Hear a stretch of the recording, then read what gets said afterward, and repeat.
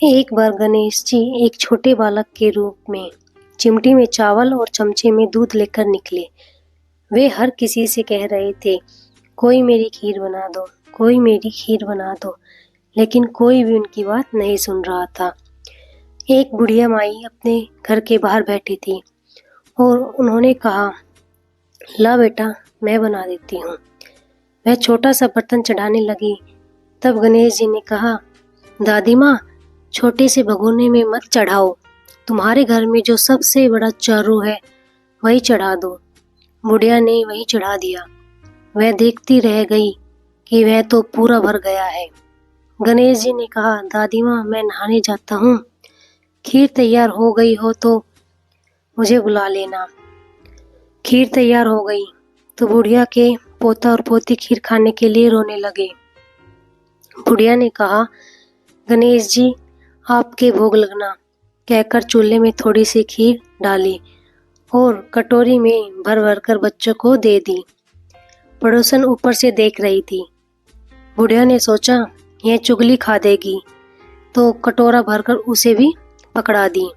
बेटे की बहू ने चुपके से एक कटोरा खीर खाई और कटोरा चक्की के नीचे छुपा दिया। अब भी गणेश जी नहीं आए। बुढ़िया को बहुत भूख लग रही थी।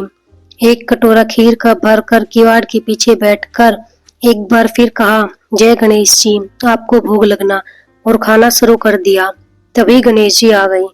बुढ़िया ने कहा, आजा रे गणेशा, खीर खा ले, मैं तो तेरी ही राह देख रही थी। गणेश जी ने कहा, दादी माँ, मैंने तो खा ली। बुढ़िया ने कहा, कब खाई गणेश जी? गणेश जी ने कहा, जब तेरे पोता पोती ने खाई तब खाई, जब तेरी पड़ोसन ने खाई तब खाई, जब तेरी बहू ने खाई तब खाई, और जब तूने खाई मेरा तो पेट ही भर गया। बुढ़िया ने कहा, बेटा, और तो सारी बात सच है, पर बहू बिचारी का तो नाम मत ले, वो तो सुबह से काम कर रही है, उसने खीर कब खाई? गणेश जी ने कहा, चौकी के नीचे देख, छोटा कटोरा पड़ा है, तूने तो मेरे भोग भी लगाया, वो तो वैसे ही खा गई। बुढ़िया ने कहा, बेटा, घर की बात घर में ही रहने दो, बता बची हुई खीर का क्या करूं? गणेश जी ने कहा, नगरी जिमा दे। लोगों को न्योता दिया तो सब हंसने लगे, बोले, कल तक तो खाने का पता नहीं था, आज नगरी जिमाएंगे। फिर भी लोग आए और ठाठ से जिमे।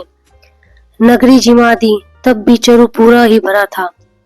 राजा को पता लगा तो बुढ़िया को बुलाया और कहा, क्यों बुढ़िया, ऐसा चरू तेरे घर अच्छा लगे या हमारे घर?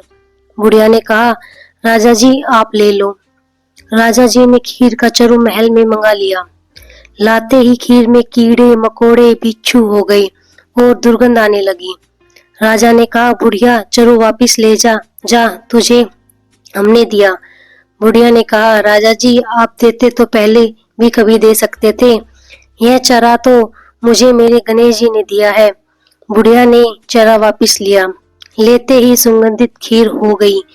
घर आकर बुढ़िया ने गणेश जी से पूछा, बची हुई खीर का क्या करूं? गणेश जी ने कहा, झोपड़ी के कोने में गड्ढा खोदकर गाड़ दे, उसी जगह सुबह उठकर वापस खोदेगी तो धन के 2 चरे मिलेंगे। ऐसा कहकर गणेश जी अंतर्धान हो गए।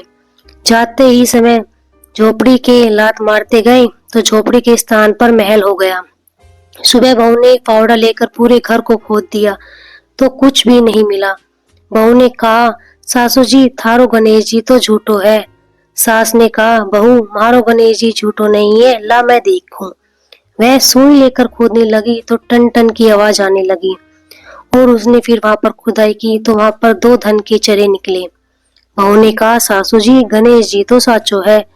सास ने कहा, गणेश जी तो भावना के भूखे हैं। हे गणेश जी, जैसे तुमने बुढ़िया को दिया वैसे सबको देना। कहानी कहने वाले, हुंकार भरने वाले, कहानी सुनने वाले, सबको देना।